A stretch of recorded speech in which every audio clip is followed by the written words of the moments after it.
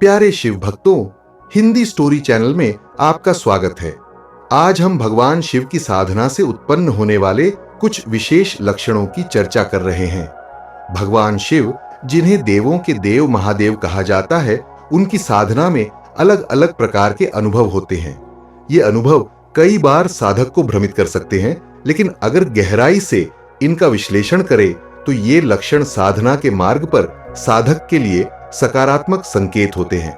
जैसा कि मैंने बताया, शिव साधना में जब कोई साधक संकल्प लेकर उनके नाम जप, मंत्र जप या किसी अन्य प्रकार से साधना करता है तो सबसे पहले शिवगण उस साधक पर अपनी दृष्टि डालते हैं।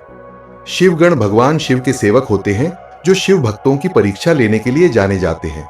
ये गण सरल स्वभाव के नहीं होते, उनका स्वभाव तेज और क्रोधी होता है। जब कोई साधक शिव साधना शुरू करता है तो वे उसे विभिन्न प्रकार से परीक्षा में डालते हैं। शिवगण सबसे पहले साधक को उसकी दिनचर्या में व्यवधान उत्पन्न कर विचलित करने की कोशिश करते हैं। आपको ऐसा लग सकता है कि साधना शुरू करने के बाद आपके सभी काम बिगड़ने लगे हैं। यात्रा में बाधा, महत्वपूर्ण कामों में असफलता और यहां तक कि साधना के समय शारीरिक कष्ट भी हो सकते हैं। लेकिन यह शिवगणों की एक रणनीति होती है ताकि यह सुनिश्चित किया जा सके कि साधक अपने इरादे में अटल है या नहीं। कई साधक इस अवस्था में साधना छोड़ देते हैं क्योंकि उन्हें लगता है कि साधना से उनके जीवन में समस्याएं बढ़ रही हैं।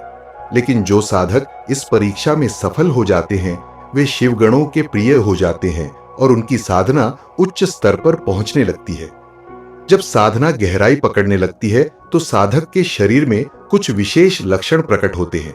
किसी विशेष अंग में दर्द होना, यह तब होता है जब साधक के घर या शरीर पर किसी नकारात्मक शक्ति का प्रभाव होता है।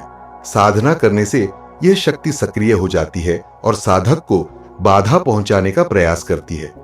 बड़ी बड़ी उबासियों का आना, यह संकेत है कि आपके भीतर की नकारात्मकता बाहर निकल रही है। शरीर का स्वतः हिलना, जब साधना के प्रभाव से स्वादिष्ठान चक्र सक्रिय होने लगता है तब यह लक्षण अधिक स्पष्ट होता है। मध्यम स्तर पर साधना पहुंचने के बाद साधक में क्रोध की तीव्रता देखी जाती है। यह साधना के दौरान एक महत्वपूर्ण परीक्षा होती है। यदि साधक इस क्रोध पर काबू पाकर अपनी साधना जारी रखता है तो शिवगण उसकी तपस्या को मान्यता देते हैं। तो दोस्तों, शिव साधना में आने वाली इन चुनौतियों को पार करना ही साधक को भगवान शिव के चरणों तक पहुंचाने का मार्ग है। यह लक्षण साधना के सकारात्मक संकेत है जिन्हें समझकर ही साधक अपनी साधना में सफलता प्राप्त कर सकता है। जब साधक शिव साधना में अपनी दृढ़ता और समर्पण साबित कर देता है तो एक समय ऐसा आता है जब शिवगण उसकी साधना में हस्तक्षेप करना बंद कर देते हैं। साधक का चित्त शांत होने लगता है और उसे दिव्य अनुभूतियां होने लगती हैं।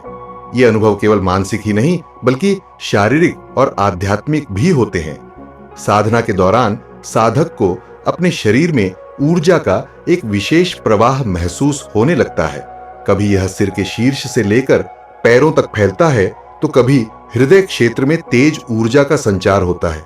यह ऊर्जा साधक के चक्रों को जागृत करती है।